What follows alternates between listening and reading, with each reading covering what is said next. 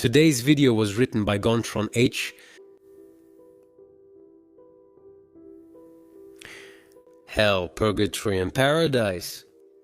Three places that many claim to know because of all the images we have of them, but strangely, no one has ever actually set foot there. Besides, those who claim to have been there are now either millionaires or institutionalized, depending on the quality of their story and the gullibility of those who listen to it. But anyway, no one has ever visited hell, heaven, or purgatory. And yet, everyone thinks they know what it looks like. Flames for some, where the devil, with his pitchfork, punishes the wicked drug users, and clouds for others, where angels are waiting for us with harps, because we cleaned our plate at dinner and we voted for the Christian Democrats. Let's add a bit of sulfur, some heavenly songs, and a couple of little devils for tradition's sake. In short, a well-known version of life's after-sales service. But seriously, I suppose you know where this stereotypical image of the afterlife comes from, don't you? From the Bible? Well, no, wrong, completely wrong, fake news, theological bullshit. The Bible, in truth, doesn't describe any of that. It vaguely mentions darkness, eternal fire, gnashing of teeth, but that's all.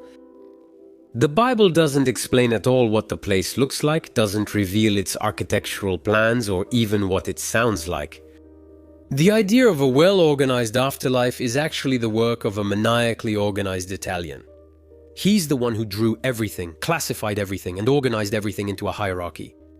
This Italian is called Dante, and it's from him that you get all the images you have of hell and paradise.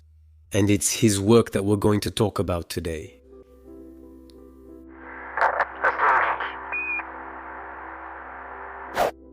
Dante, that's him, yes, the one responsible. The man who gave the West the first map of the afterlife. 9 circles for hell, 7 terraces for purgatory, 9 heavens for paradise. Nothing less. The guy turned mystical vagueness into a cadastral map. Before him, the believer vaguely burned for his sins. After him, he knew on which floor it was happening and who he was going to share his room with. And for 7 centuries, we've been living in his map without even realizing it. Even atheists, skeptics, astrology enthusiasts, and American blockbuster directors all still think like him. When we say it's hell, we're quoting Dante. When we say I'm in paradise, it's the same. Dante, without meaning to, provided the key words for the afterlife service. But the guy mainly succeeded in what no pope, no theologian, no personal development coach has ever managed to do, imposing the official images of the afterlife. He engraved such powerful visions into our minds that even most artists who talk about it still draw on those visions. The imagery has even managed to replace the dogma. The Vatican is still playing its 2,000-year-old act, but now it's Dante who designs the scenery. Before judging the man, we must consider his context. He didn't invent these places to scare the masses, no. He organized metaphysical chaos by category, sorted souls, and gave logic to the irrational fear of ordinary people. In fact, he's the first urban planner of human consciousness. Or rather, should I say of the unconscious? Of its death, even. In short, he took the universal unknown of death to make it understandable. He turned the mystery into a flowchart. And if the whole world has been using his plans ever since, it's because they were incredibly human.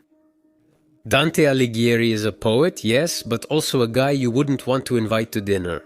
First of all, because he's dead, that's true, but also because towards the end of his life, he was gloomy to the core.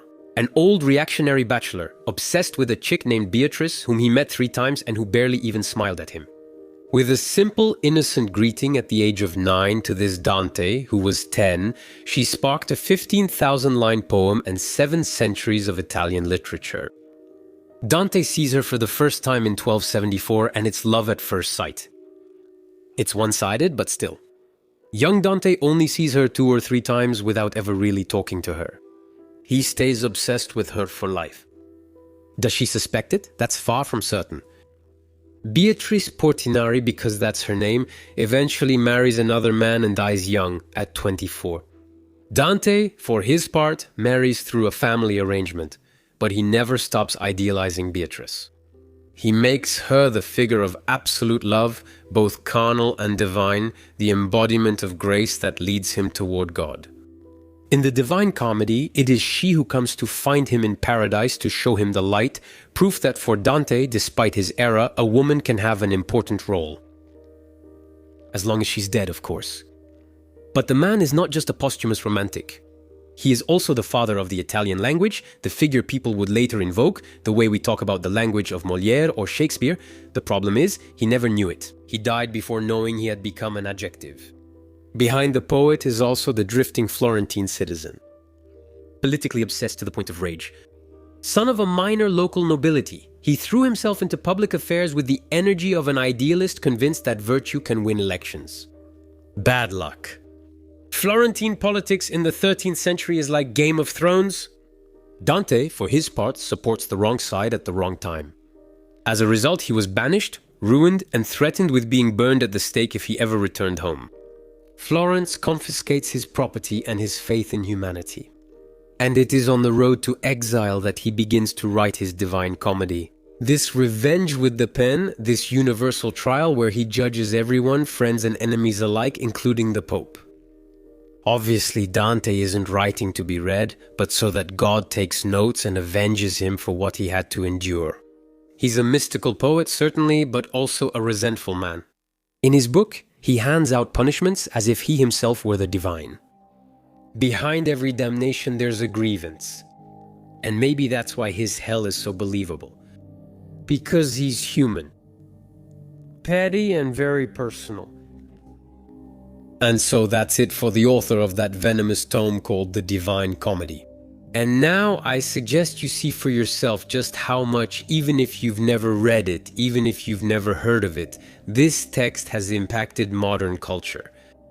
And how much you know it without even realizing it. The work itself is an initiatory journey, a road movie as we would say today. But straight into the very Catholic afterlife. Dante makes himself a character in it. A middle-aged man, lost in the middle of an existential crisis, who wakes up in the middle of a dark forest. In other words, burnout. He wants to get out, but three creatures block his way, symbolizing his own sins. The panther of pleasure, the lion of his pride, and the she-wolf of greed. And just as he's about to give up, a guy appears out of nowhere. Virgil, his idol, his favorite Latin poet, sent by Beatrice, the famous one, still dead, of course, but apparently not holding a grudge. She sends him to serve as his guide in the afterlife. Virgil represents reason, human thought. The one that enlightens without necessarily comforting, because we're men, damn it, and we're capable of hearing the worst. The deal is simple. He will make her go through hell and purgatory, but no higher. For paradise, it will take someone more qualified with the right heavenly references. Beatrice, then, who is part of the authorized staff. The two companions then descend into the bowels of the earth, until they reach a door topped with the most welcoming inscription in the history of literature. Abandon all hope, ye who enter here. It's from the album of Dead Crows? No, actually it's from Dante's Inferno. It's the inscription on the gates of hell that really sets the mood for your thing. Nice atmosphere. Once again, Dante is the one who writes, but also the one who lives the mystical adventure. He's the one who walks, sees, and deceives. He moves forward through the filth, questions the damned, cries a little, judges a lot. It's both a pilgrimage and a war report. Like all those who reach the age where they're closer to the end than the beginning, they seek the light and feel quite a bit of fear. From then on, Dante tells of his journey into the afterlife by descending there himself, step by step, as a terrified but curious observer. He starts with hell, obviously, because let's be honest, that's what we're all waiting for. Heaven is nice for about 5 minutes, but you get bored there pretty quickly. Hell, on the other hand, has quite a cast. You can tell that Frederic Francois, Gandhi, Richard Klederman, and Michael Landon are playing Scrabble while drinking tea and eating dry cookies. What do you mean they're not all dead? Of course they are. Well, meanwhile in hell, Brassens, Bukowski, John Malkovich, and Renaud are doing crazy jumps while eating pizzas and cassoulet and drinking booze. What do you mean they're not all dead either? Of course they are. Well, let's just stay in hell then. It's the hottest place anyway. According to the poet, because yes, I haven't told you, but the Divine Comedy is a long poem. I wouldn't recommend it if your idea of paradise is Netflix and TikTok, where everything, even ideas, is flat and short. But if you've made it a habit to read a difficult text every day, this one will keep you busy for a whole week, and that's being generous. In the meantime, let's continue this video, that's worthwhile too. Anyway, so according to Dante, there are 9 circles in the devil's lair. 9 levels of filth carefully ranked, from minor sins to moral monstrosity. So you get the picture, it's like an Aveyron spit cake, set on its tip and buried in the ground. So the base is at the very top, level with the ground, and the further down you go, the narrower it gets and the more it reeks of sulfur and personal vengeance. In the first circle, right at the top, Dante places the virtuous unbaptized. In other words, good people, but not on the right side. It's the club of nice souls, but who didn't have the good sense to join the Christian party. There's Homer, Socrates, Aristotle, and Virgil himself. Not really any torment at this level, no flames yet. Just an infinite sadness, the sadness of knowing you'll never see the divine light. And all that because of a simple mistake during baptism registration? In the second circle, you sink a little deeper. These are the lustful. They are swept away by an eternal storm, tossed about just as their senses were in their lifetime. That's probably where 12 per sec will go when he's gone. And you yourself. If you've ever experienced a passion that gave you uncontrollable physiological reactions, well, you can consider yourself a future occupant of the second circle. The third one is for the gluttons. So, apparently, it's more serious to eat a whole pizza than to have slept around indiscriminately. Okay, I'll take it, that works for me. Still, the gluttons are punished under a dirty, cold, heavy rain. They lie in a silent buoy, eternally devoured by Cerberus, the 3-headed dog. In other words, if you ordered Uber Eats after midnight when coming back from a party, you're a candidate. Next comes the fourth circle, that of the greedy and the prodigal, condemned to push huge stones while eternally colliding with others, and everyone insults each other. It's like a never-ending Black Friday at the mall. The fifth is the one for the wrathful. They tear each other apart in the waters of the Styx marsh, while the apathetic, their depressive cousins, simmer silently beneath the surface. Basically here, we're on X, but like, well, X version. Yeah, no, I don't think you can get any worse when it comes to anger.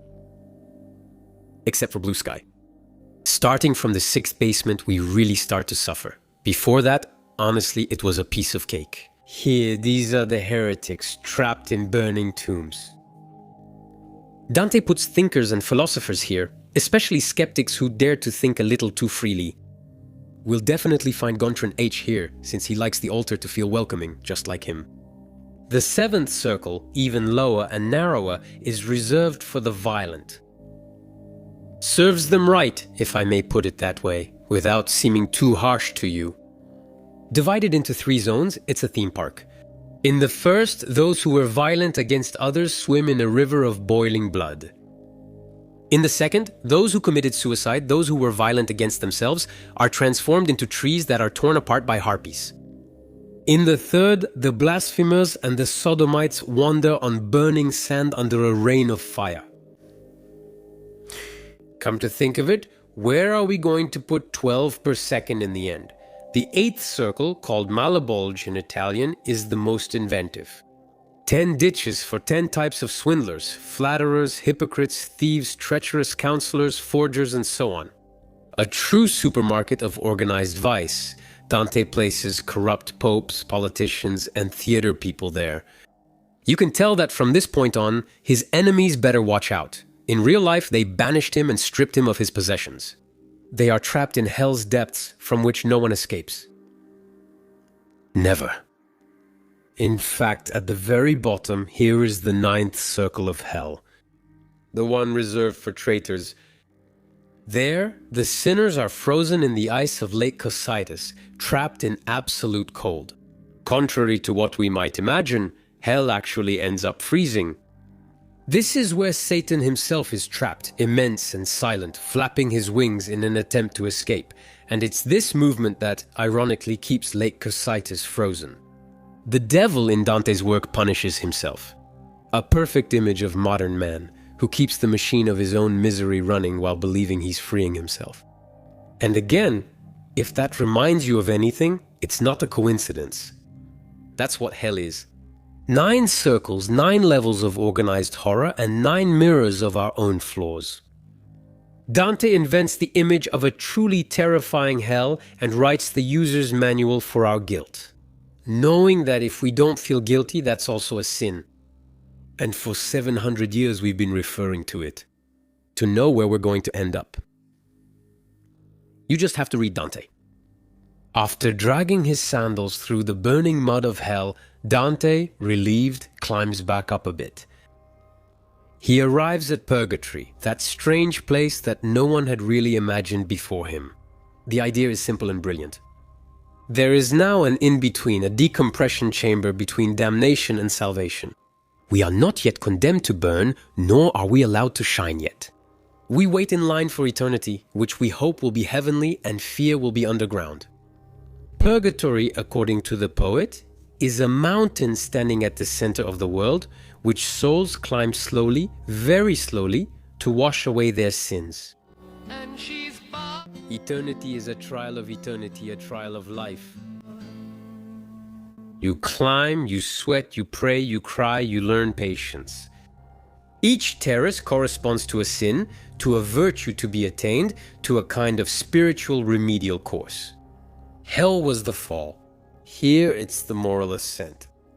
In other words, suffering becomes an investment. That's actually where Dante's true genius lies, and probably what still makes him modern, despite his archaic verses and visions of an angel who sings songs dripping with sweetness.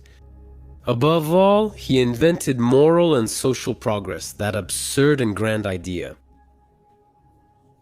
Above all, he invented moral progress, and that there is no social progress except at the end of hardship, and that virtue is earned like a hill climb, barefoot and without cheating. So, without knowing it, he came up with the concept of meritocracy, personal development before Richard Kravaker. Self-criticism before the Soviet Communist Party, self-flagellation sublimated into a path of growth. Modern coaches actually call that growing through adversity. And even if the terms have changed, the idea remains the same. Suffer to progress, pay to understand, climb to exist. In short, the ancestor of the New Age section at Fnac, but with prettier prose.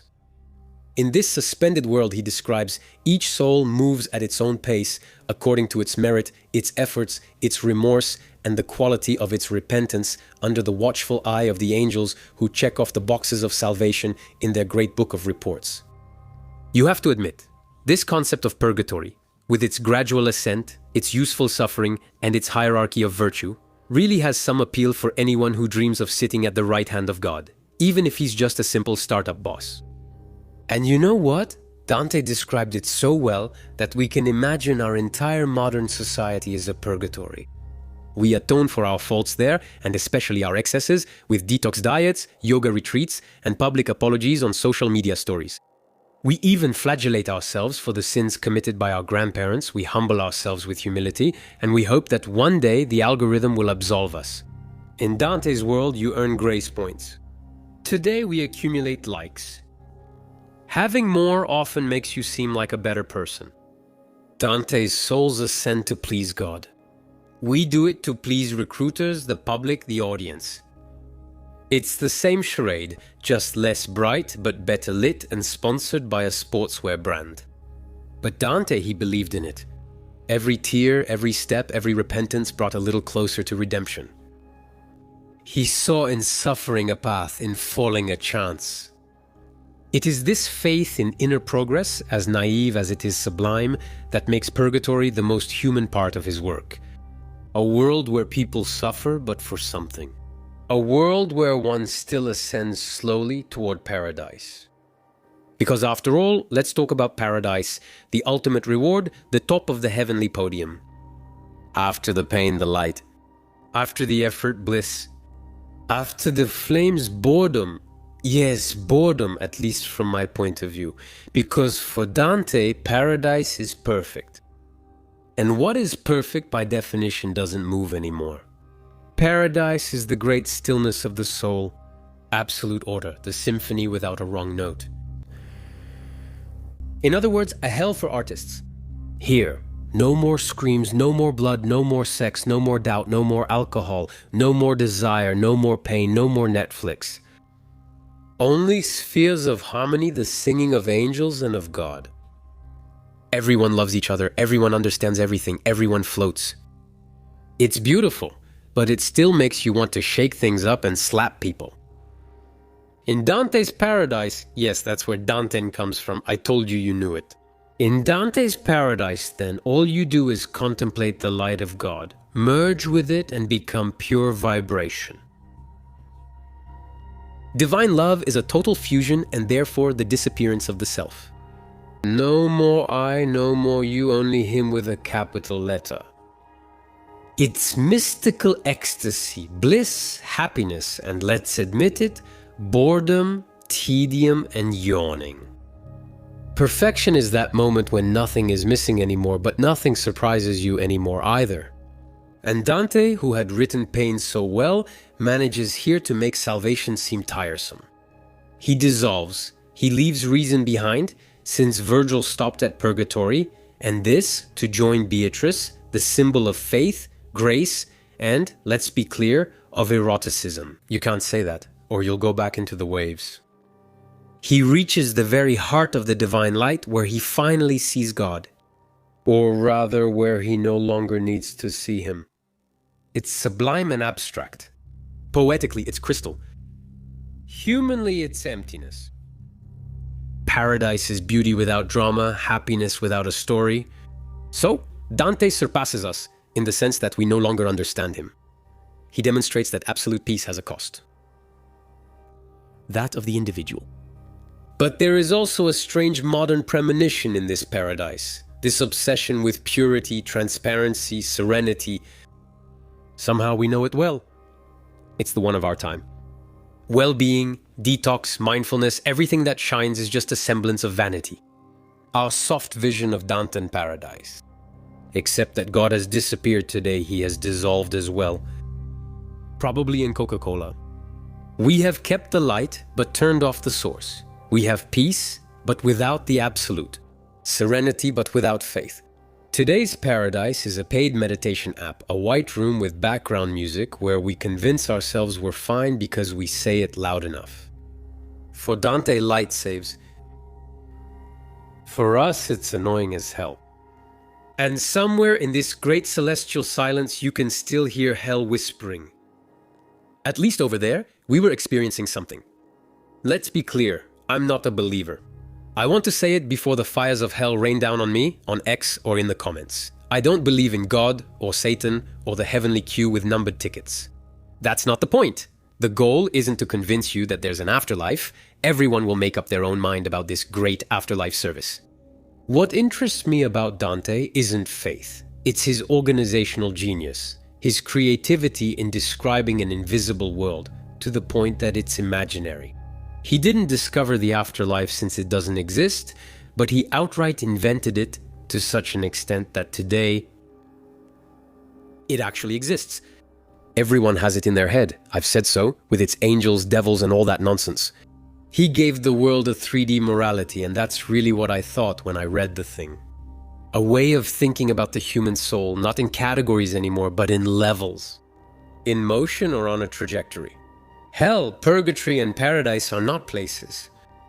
They are 3 states of consciousness. 3 ways of struggling with oneself. And as long as we're struggling, it means we're alive. His legacy is twofold.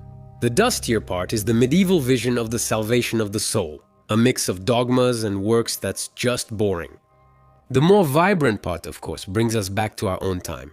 The Middle Ages had its own damned, made of flesh and blood.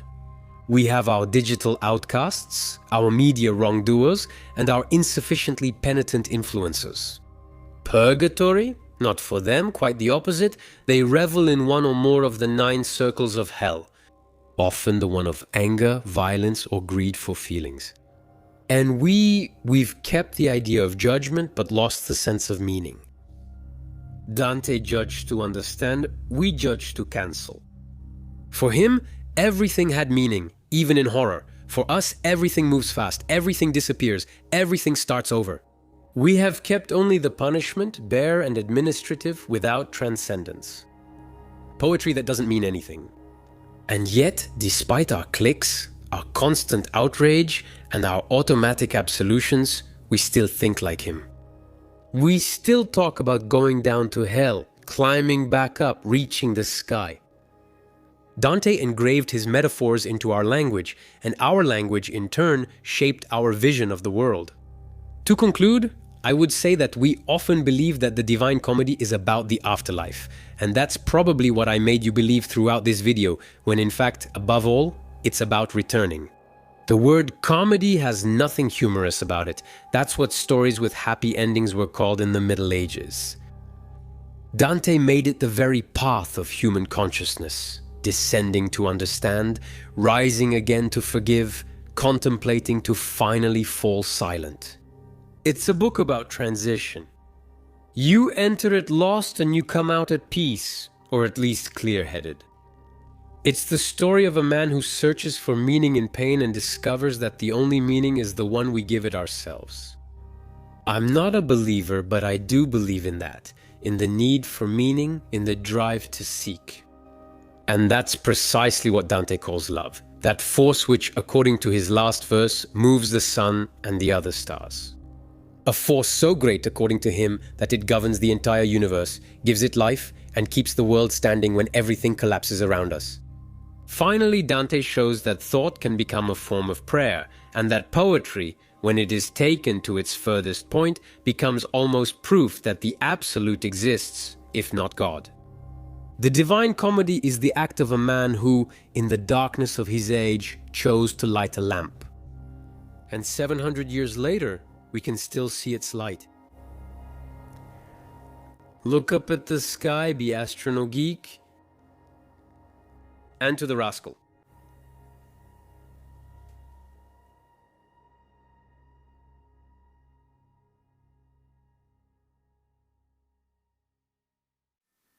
So, thank you for watching the video up to this point.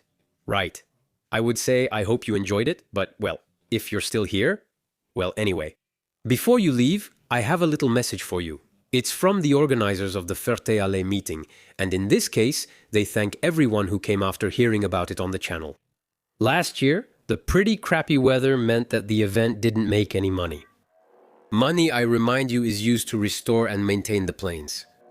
The Jean-Baptiste Salis Association is a flying museum. You can visit the rest of the time and even take introductory warbird flights. You can even learn to fly. Anyway, so last year, to stay afloat, they reluctantly had to sell 2 planes. But this year, the least we can say is that the weather was great. Even though I was careful, I still got sunburned. This year, the event had 32,000 attendees, and by Saturday morning, it had already surpassed the total from the previous year. In other words, we replenished the funds, which allows us to cover last year and calmly prepare for next year. This year, the Fast Dragon, which was featured on the poster, was completed. It is now airworthy again. And the association is going to fully commit to restoring its B-17, which has been on display on the tarmac during the air show for years, but still can't fly yet. I'll talk to you about it again sometime. So, this year, the tickets generated with the codes, whether from me or my colleagues, account for almost 9% of the total entries. That's 1,000 just from my code.